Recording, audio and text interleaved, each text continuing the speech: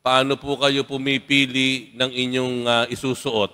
Kung bibili halimbawa kayo ng damit, ano yung mga pamantayan ninyo? Paano yung kayo pumipili ng bibilhin? O kaya kapag kayo aalis na ng bahay at kayo ay may pupuntahan, paano kayo pumipili ng isusuot ninyo?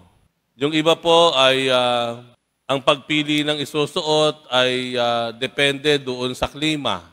Mainit ngayon, kailangan manipis lang. Yung iba po, ang pagpili ng damit ay kung ano yung makakukuha ng pansin o paghanga ng kanyang mga kaibigan, kaopisina, o ng mga tao na makakakita sa kanya. To please others. Minsan po, ang pagdamit po natin, pagpili ng damit ay depende po kung ano yung komportable tayo.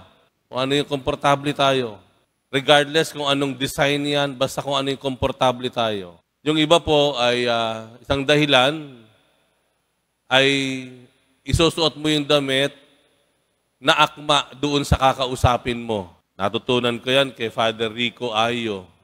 Isang pari po, nung kami ay nasa seminaryo, ilang taon lang ang nakararaan, si Father Rico lagi siyang naka-clerical, minsan naka-long sleeves. Ayun, magmi-meeting kami, haharap sa mga seminarista, at minsan narinig ko sa kanya, sabi niya, dapat ang damit na isusuot mo, ang pagpili ng damit na isusuot mo, ay magbibigay ng pahayag. It will be an expression ng pagkilala, to honor, pagkilala noong kakaharapin mo. Yan, So, kung sino yung kakaharapin mo, isusuot mo kung ano ang bagay bilang pagbibigay galang dun sa kaharapin mo. Ito marahil ang dahilan kung bakit yung journalist ng White House sa Amerika, nung isang linggo, ay nagtanong doon sa presidente ng Ukraine, na si Volodymyr Zelensky. Nung si Volodymyr Zelensky, ang presidente ng Ukraine, ay pumunta sa Oval Office. Ito po yung parang kwarto ng Malacanang ng Amerika, ng White House, para makausap ang presidente nila na si Trump. Andoon ang Vice President ng Amerika, ng mga tataas na tao. Nandun si Trump, siyempre naka-Amerikana yan. Pero itong presidente ng Ukraine, naka-long sleeves, na mayroong 3 botones dito, walang collar. Ganun ang kanyang damit. Kaya yung journalist niya, nagtanong out of nowhere, in-address nung President Zelensky, parang tinatanong na, wala ka bang Amerikana?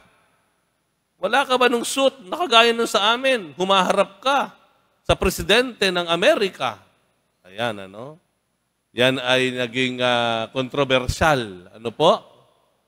Dahil yan ay naglumikha ng ingay all over the world. Kasi parang tila hinamak o pinahiya ang presidente ng Ukraine. In fact, parang napagtawanan pa nga siya. Kasi wala siyang hindi akma yung suot niya doon sa kakaharapin niya na tao na mataas, kagaya ni President Trump. Ayan. Pero bakit nga ba si President Zelensky ay nakasuot nung long sleeve na iyon at hindi nakasuot? Bakit nga ba? Kung matatandaan po natin, nung magsimula na akupahan o atakihin ng Russia ang Ukraine, at nagsimula na ang digmaan sa dalawang bansang ito, si President Zelensky ng Ukraine ay nagsimula ng magsuot ng kagaya ng suot niya. Long sleeve na parang minsan ay panggera na. Naka-battle suit siya. So bakit nga nakaganoon ang suot ni President Zelensky? Kasi ito ay sumasagisag sa ipinaglalaban niya. Kalayaan at kapayapaan ng bansang Ukraine sa nangyayaring digmaan. Ang kanyang suot ay sumasalamin sa kanyang ipinaglalaban. Mga kapatid, I'm sure excited na kayong lagyan ng abo ang mga noo ninyo. I'm sure yan ang pinunta nyo rito. Napupuno bigla ang simbahan kapag Ash Wednesday. Para saan? Para dun sa abo na ilalagay sa noo. Pero ang tanong, why do we wear the ash on our foreheads? Bakit natin gustong ilagyan ng krus ng abo ang ating mga noo? Ito ba ay nakapapawi ng kasalanan natin? Kung gusto natin mapawi ang kasalanan, pumunta tayo ng sakramento ng kumpisal. Ito ba ay para maging in ka? Oy, ako meron din ako. Patingin nga ng krus sa iyo, ay ba't ganyan? Ang kalat-kalat. Ba't ganyan ang krus ng noo mo? Baliktad. Ay parang X yan. Di ba ganun ang mga tuksuhan natin minsan, ano? Ang pangit naman kay Father tayo, doon tayo pumila. Kasi maganda yung krus na nilalagay niya sa mga noo.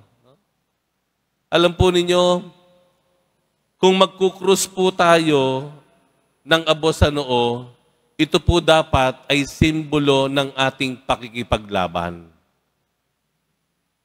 Ulitin ko po, ang paglalagay ng krus sa noo, hindi po nakapapawi ng kasalanan yan. Yan po ay sumasagisag, sumasalamin sa pakikipaglaban natin. Pakikipaglaban kanino? Sa ating sarili.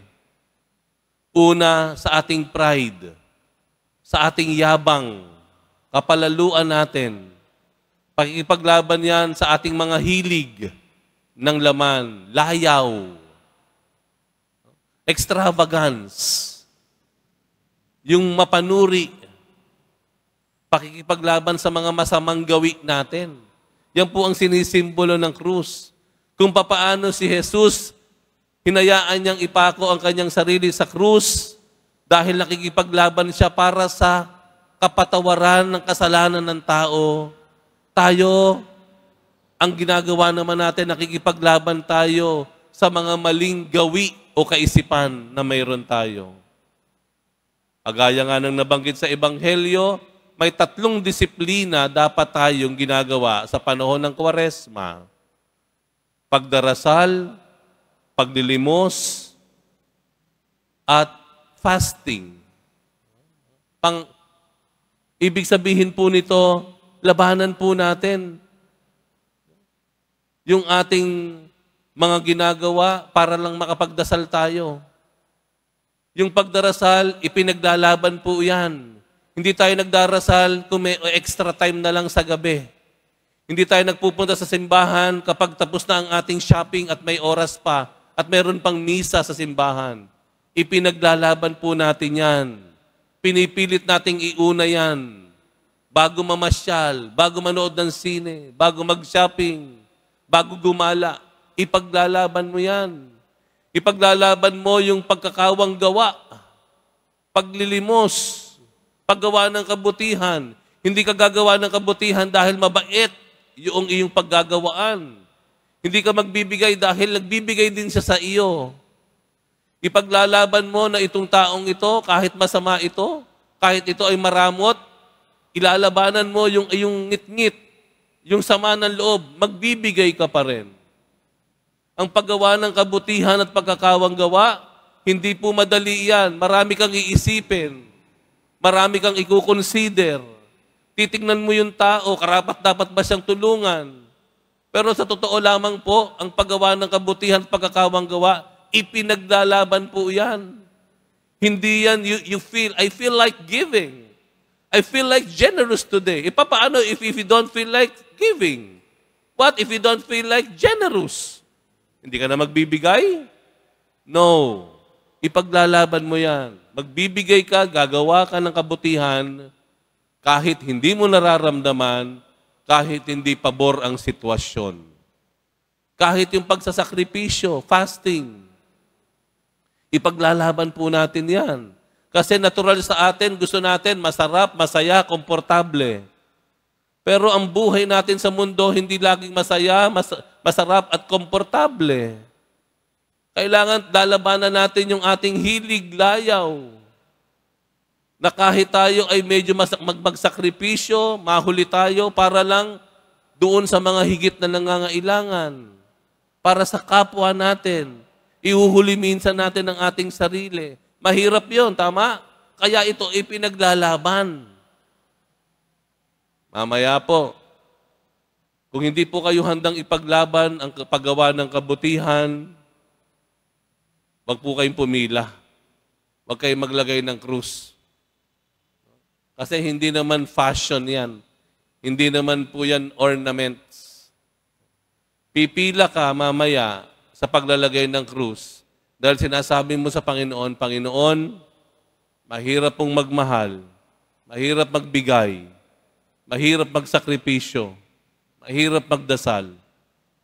Pero ipaglalaban ko po ang lahat na ito para sa iyo at para sa gantimpalang hindi masusukat na nakalaan para sa akin na nagmumula sa iyo.